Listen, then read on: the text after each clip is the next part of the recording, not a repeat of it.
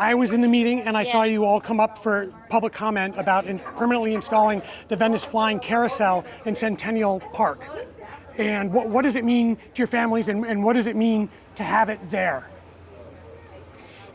So I suppose the most important thing is, since we all became parents, we all need lots of kid-friendly things to do. And the last few years, the carousel has actually genuinely been like a playground, in the sense that it's always there, it's always open. Robin is the most consistent person running any amenity. She was always there every Saturday and Sunday, and if she did extra days, she'd tell you. And it just made everyone feel so happy. And I suppose it's like anything, when something is gone, you miss it even more. So now at the moment, the carousel is not operating, so we're really missing it, and we really want it. We really want it installed in like a forever spot. Yeah. So the carousel is magical, whether it's daytime or nighttime, it's absolutely beautiful, and it's a work of art. It's a work of art. It's people powered, so it doesn't make noise. It's got an OSHA permit. I'm trying to figure out what reason it could be for not. If you find fault with it, you can't find fault with it. It's just so beautiful. It doesn't take up a huge amount of space. And it just brings so much joy to kids and families, not just everybody. So. Okay. Do any of you or your kids have a particular favorite? Because I know there's all different. I'll answer that one. My mother-in-law, Joëlle Dumas, the founder of École Clairefontaine, she sponsored one of the actual animals, the snail, the escargot. And so I think one of the things that makes the carousel so special is that each one, as Aisling mentioned, each one of the rides is actually a beautiful hand-carved piece of art made of wood that is so authentic to the artist and also authentic to the community. Robin has art installed all over Venice, so it is actually just a way to integrate art into the lives of the children who love riding on a magical unicorn, a snail, an airplane, a tiger. There are all sorts of beautiful pieces that are integrated into the carousel. And the snail is our personal favorite because it's the representative of École Clairefontaine. But anytime you can do that, where you can bring... And each of them bring out stories of the history of Venice, plus have the family that adopted the animal, their stories incorporated. So it's like this whole narrative sculpture. It's Venice cultural history, as well as the families who are all part of it. Yeah. That's the artist popping in to give some context there.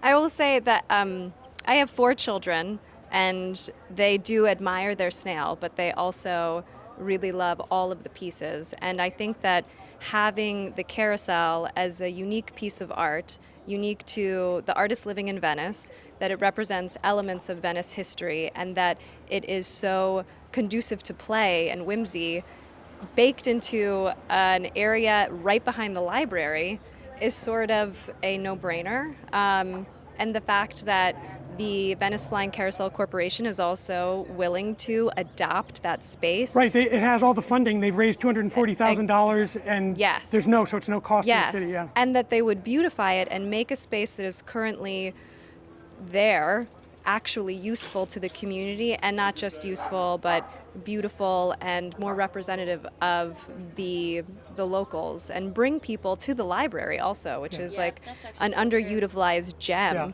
Space as well. It's more. And so, how long have you all been part of this? Because I see you all have the printed up T-shirts and everything. From the very beginning. Yeah. So these 2 beautiful ladies from the very beginning. Today is my first day supporting the Flying Carousel, but so what made you come out today then? Just because I heard about it, and I want. So my child probably is a little bit too old for the carousel, but he is an artist, and I want him to be surrounded by art, and I want him to be inspired by art, and I want him to be inspired by this beautiful story that you can create something amazing, and you can make people's life better. Yeah. That's the whole point of art for me Yeah. is just to make our world more beautiful, make other people's life more beautiful, and make our life more beautiful. Yeah. So that's why I'm here, and that's why I'm supporting it. And also because it's so Venice. I love Venice. I love Yeah. how quirky it is. I love how different it Yeah. is. And I want it to be beautiful and quirky. And I think Robin told me that there is a connection between carousels and Venice, I think. Exactly, because that's how Abbott Kinney envisioned it. He wanted, so there used to be a huge pier with carousels, with attractions, entertainment, all of that. It's like, it was the whole point of this beautiful city. That's how he envisioned it. And the fact that we can just bring the history and keep the history going can be make more happy than I am.